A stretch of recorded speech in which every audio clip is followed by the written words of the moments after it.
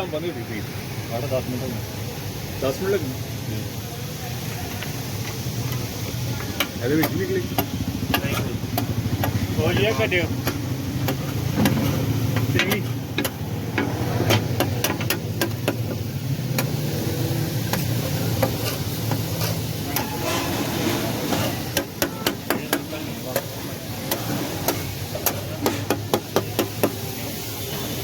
थोड़ा ज़्यादा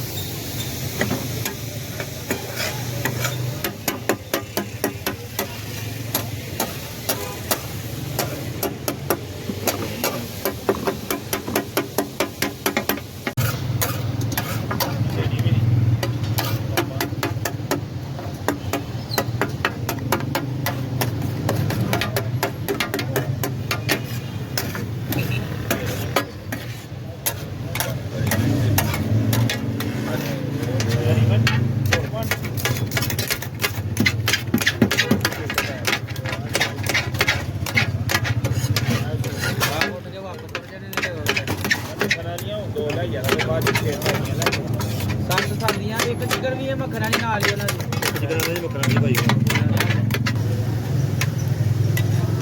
एक सात सादियां एक चिकन मक्खन वाली फिर उसके बाद 7 सादियां भी एक 2 चिकन सादियां